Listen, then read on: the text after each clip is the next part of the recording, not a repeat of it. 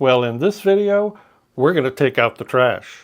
No, not that trash. You know, those paintings that are not maybe even paintings. They're starts, maybe failed paintings, maybe paintings you got bored with. What do you do with them? Well, I found a couple that I've been meaning to do something with, and today I'm going to. And I'll show you how I did it. But that's not all. I've got a quick giveaway at the end of this video. So stay tuned because you're going to want to know exactly how to enter. Why am I giving something away? Well, it's my 11th channelversary, and I didn't do anything for my anniversary last year. And it's also World Watercolor Month. So in observance of those two special events, I'm going to give away 2 of these. This is my Mary Blue 6-color set. And if you watch to the end, you will have specific instructions about how to enter. No, don't worry. When I say I'm taking out the trash, I'm not talking about you. Not yet, anyway.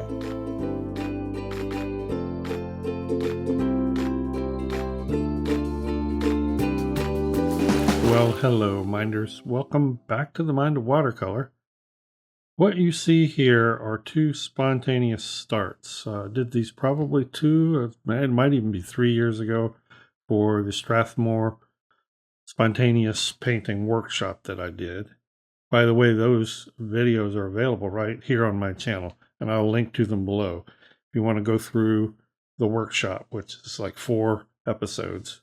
But these were starts. I was practicing spontaneous starts, and that's all they were. They were starts, and I stuck them away. Actually, the top one I had worked, you can see some of the branch structures and tree trunks. I'd start to do a finish on that and kind of got bored with it. Didn't feel like it was going well. Stuck them away. Forgot about them. Well, I have stuff stuck away in piles, you know, unfinished stuff, failed stuff, stuff that, you know, I rarely ever throw things away because I might be able to use, you know, the paper again or something. I don't know. But I had forgotten about these, and I ran across them as I was going through some portfolios, and I thought, you know, these aren't that far from being able to do something, so let's do something. Now, this was an anything goes prospect. And when I do something and tell myself anything goes, that means any kind of media that comes to mind. It could be watercolor, it could be gouache, it could be colored pencil, might even be something I use less often like acrylic. In this case, it was watercolor with a little bit of gouache at the end. And that's what I'm going to talk about. So gouache is actually a great way to go through and maybe rescue something that's old or just practice on something. Even if you don't think, you know, you can make something new out of it, something new or display worthy or, you know, finished painting worthy, it doesn't matter. If you have some of these old things laying around, they make great little practice sessions. Now, the problem with this one, and I probably will do the bottom one too. The bottom one, actually, I thought had more possibilities, but the top one seemed like a challenge to me. It just was way too disjointed. Just too much happening, too many different places, almost too much contrast, too many little backwashes, and I just wasn't seeing my way forward to a finished painting. And I stared at it for a long time. What I kind of came to is that I needed to bring a lot of those areas together. I need to probably just unify it. That's going to kind of be the theme here. Unifying washes are always a good idea in any painting, you know, to keep everything looking grouped and connected. When watercolors talk about connections or making connected washes, connected values, that's a unifying factor. It can be color, it's most often is value. Anyway, I just needed to pull this thing together in a unifying way. So I went through that background, and you'll see me like pulling dark washes together in areas, pulling the ultramarine. And by the way, this is 2 colors only.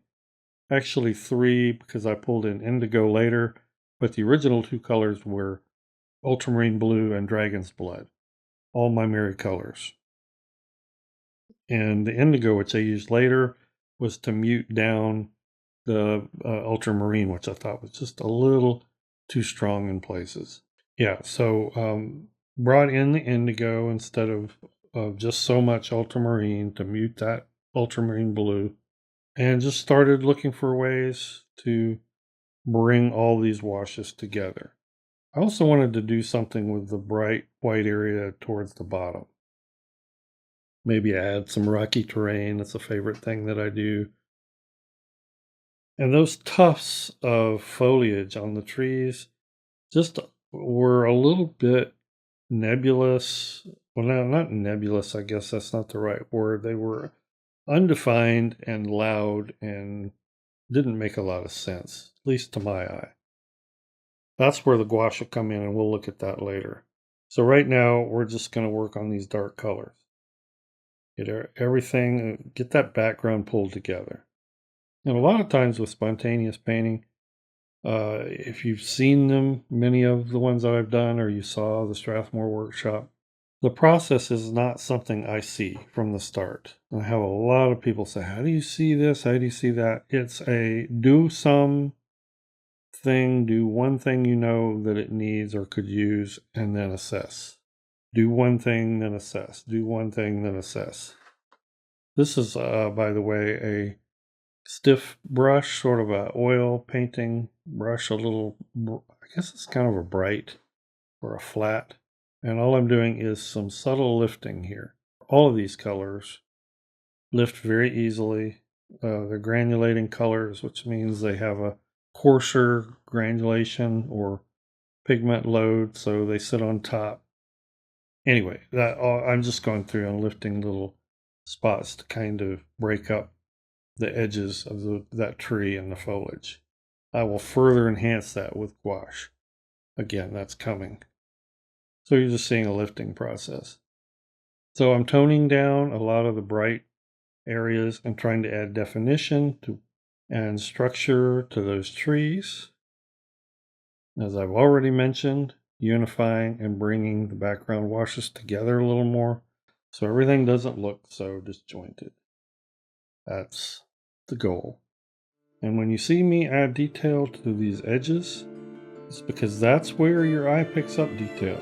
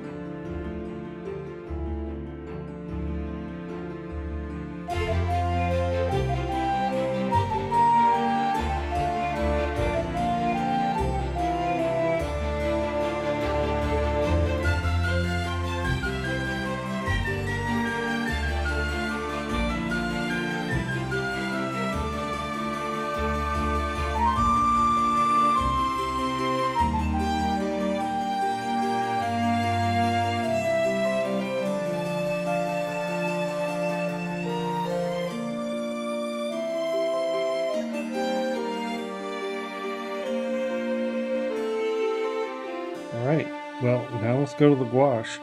Using my Daniel Smith gouache palette, you can really soak. If you don't put gouache out fresh every time, which that's what some painters do, especially the ones that paint thickly.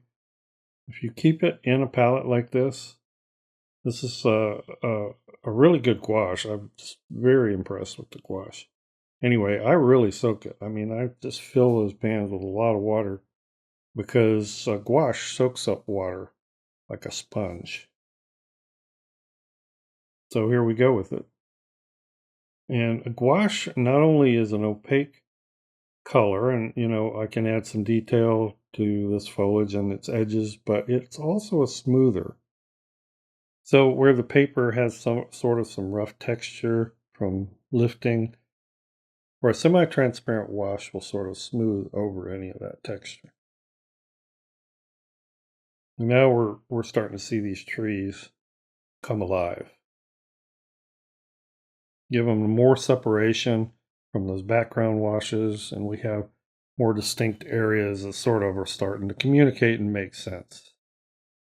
I don't always have to do this much painting on a spontaneous piece. Sometimes the spontaneous wash starts will do a lot of the work for you. This one needed a little more work, but it was still fun. It was something I really was looking forward to do.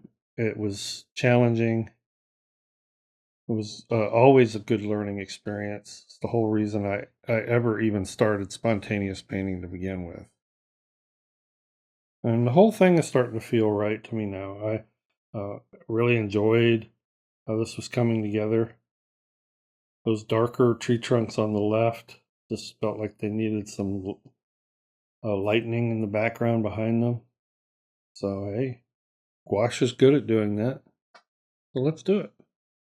And again, some of the texture and sort of almost kind of a dirtiness to some of the paper, some of it due to lifting, can get smoothed out with gouache. So I like that aspect of it.